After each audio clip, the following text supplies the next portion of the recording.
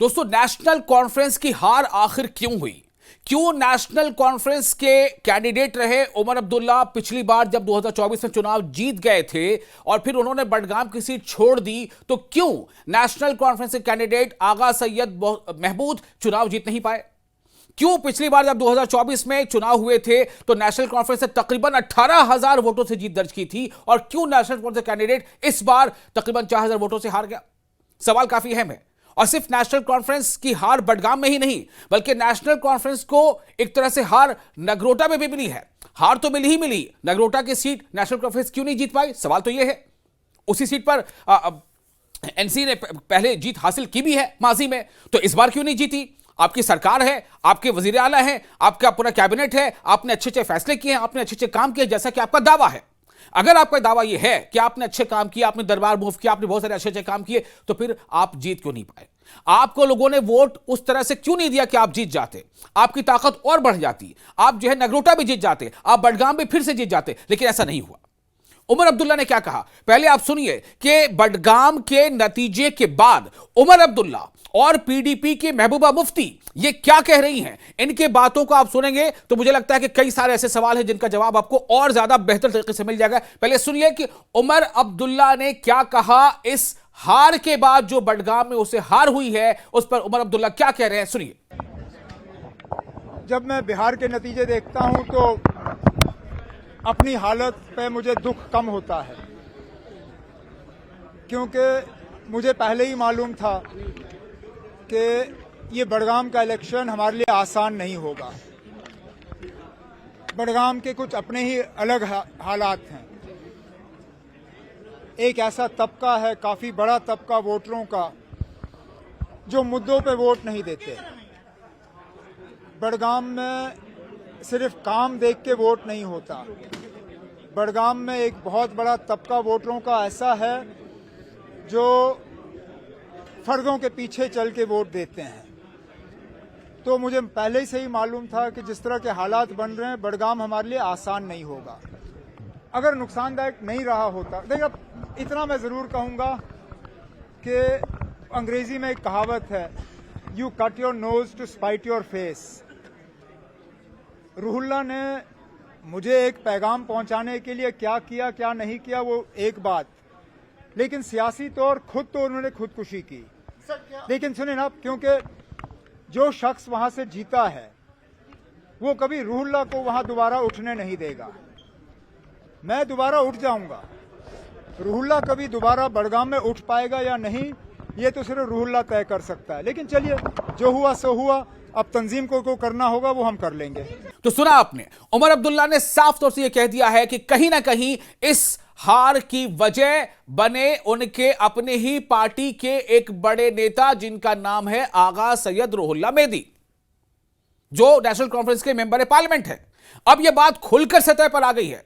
पहले यह बात कही जा रही थी कि अगर आगा सैयद रूहुल्ला मेहदी ऐसे ही नाराज रहे तो नेशनल कॉन्फ्रेंस बडगाम की सीट गंवा देगी, और अब यह बात मुहर लग गई इस पर। लेकिन सवाल क्या है? सवाल यह है कि क्या पीडीपी, जिसके कैंडिडेट ने जीत हासिल की आगा सैयद मुंतजिर, क्या वो भी यही मानते हैं? क्या पीडीपी भी यही मानती है कि चूंकि आगा रूहुल्ला मेहदी नाराज थे इसलिए वोट जो है मुंतजिर को ज्यादा मिल गया और इसलिए पीडीपी कैंडिडेट जीत गए? नहीं, पीडीपी का जीत का वर्जन कुछ और है। पीडीपी जीत की वजूहात कुछ और तरह से कहती है। पीडीपी की जीत का कारण क्या है, वजह क्या है, सुनिए महबूबा मुफ्ती जो पार्टी की सदर है वो क्या कह रही है। बडगाम की जो कॉन्स्टिट्यूंसी है, उन लोगों का शुक्रिया अदा करने के लिए उन्होंने एक तरफ से सरकार, उनके 50 एमएलए उनको दरकिनार करके पीडीपी को एतमाद दिया, आगा मुंतजिर साहब को एतमाद दिया, हम पे भरोसा किया। और मैं अल्लाह ताला से दुआ करती हूँ कि वो अल्लाह ताला ने हिम्मत दे, हौसला दे, जो भरोसा बडगाम के लोगों पे हम पे किया, मुंतजिर मेहदी साहब पे किया है, हम उनकी खिदमत कर सके। और मैं उम्मीद करती हूँ कि आगा मुंतजिर साहब पढ़े लिखे हैं, उनके दरवाजे हमेशा बडगाम के लोगों के लिए खुले रहेंगे और वो बढ़ चढ़कर बडगाम के लोगों की खिदमत करेंगे। तो सुना आपने, महबूबा मुफ्ती ने साफ तौर से जो बातें कही हैं उससे क्लियर है, कोई भी पार्टी ये नहीं कहती कि हम जीत अपनी वजह से नहीं जीते बल्कि किसी और की वजह से हम जीत गए। भाई जीत का कारण कुछ तो रहा होगा। मान लिया थोड़ी देर के लिए कि एनसी के कैंडिडेट से कुछ हद तक लोगों को यगानगत नहीं रही, या एनसी के कैंडिडेट या एनसी पार्टी एनसी से कुछ जो है बदगुमानी या फिर नाराजगी मान ली लोगों को रही, तो आखिर नाराजगी एनसी से थी तो पीडीपी से क्यों मोहब्बत थी? और भी कई वहां पर उम्मीदवार थे, कई पार्टियों के उम्मीदवार थे, कुल मिलाकर 18-20 उम्मीदवार थे मैदान में। तो अगर एनसी को लोगों ने जिताना मुनासिब समझा तो पीडीपी को क्यों जिता दिया? कुछ तो पीडीपी में देखा होगा, पीडीपी में कुछ तो अच्छी बात नजर आई होगी। वो अच्छी बात क्या थी? दरअसल लोग ये कहते हैं कि जितने खुले तौर पर पीडीपी अवामी मसाइल को लोगों के सामने उठा रही है, सरकार के सामने रख रही है, उतने तौर पर नेशनल कॉन्फ्रेंस शायद सरकार में रहकर नहीं कर रही है। होता है फर्क, जब आप सरकार में इख्तियार में होते हैं तो आपकी तरजीहात कुछ और होती हैं, जब आप इख्तियार से बाहर होते हैं तो आपकी तरजीहात कुछ और होती हैं। अभी देखिए नेशनल कॉन्फ्रेंस खुलकर उतना हर मुद्दे पर नहीं बोल पा रही है, चाहे वो कैदियों की बात हो, कैदियों को जम्मू कश्मीर के जो कैदी हैं बाहर के जेलों में उनको जम्मू कश्मीर लाने की बात हो, चाहे वो 370 वाले मामला हो या फिर स्टेटहुड का मामला हो, सब पर बात सवाल पूछे जाने पर जवाब देने एक अलग बात है। और एक होता है कि मुद्दे के तौर पर उसको सामने लाना, उसको बार बार लोगों के बीच ले जाना। जिस तरह से पीडीपी की महबूबा मुफ्ती ने इस मुद्दे को सामने लाया, पीडीपी के मुफ्ती ने एंटी बुलडोजर बिल, जो लैंड वाले मामले पर बिल लेके आई, भले ही उसका वो बिल जो है वो क्रैश हो गया, लेकिन बात ये है कि उससे नैरेटिव तो बना, उससे लोगों की क्या हमदर्दी मिली, क्या ये कारण है, क्या ये वजह है? मैं सवाल रख रहा हूं आपके सामने।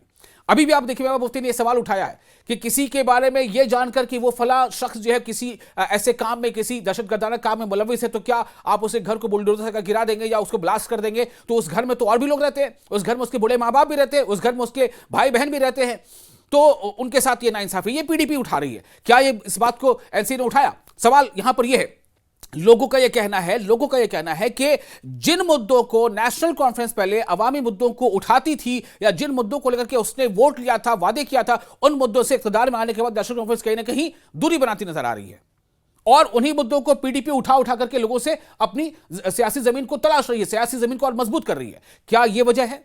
क्या यह वजह है बडगाम के नतीजे का? एक और बात, अगर बडगाम में तो नेशनल कॉन्फ्रेंस जीत हासिल की, मतलब जीती हुई जो सीट थी वो तो गवाही दी, 50 साल से ये सीट बडगाम की सीट बदार असेंबली हल्के में नेशनल कॉन्फ्रेंस की जीत होती आ रही थी, लेकिन इस बार हार गई। एक और लोग बात बता रहे हैं, लोगों का कहना है कि नेशनल कॉन्फ्रेंस के कैंडिडेट की हैसियत से उमर अब्दुल्ला ने यह वादा किया था कि बडगाम और गांदरबल दोनों जगह से उन्होंने चुनाव लड़ा था 2024 में असेंबली का। उन्होंने कहा था कि जिस सीट से मुझे ज्यादा जो है, जिस सीट पर मैं ज्यादा मार्जिन से जीतूंगा उस सीट को मैं रिटेन कर लूंगा।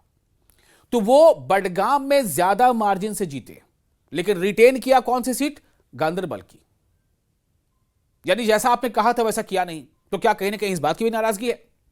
और अगर जो सीएम उमर अब्दुल्ला कह रहे हैं इशारतन आगा रुहुल्लाह के बारे में, तो आप क्या माना जाए?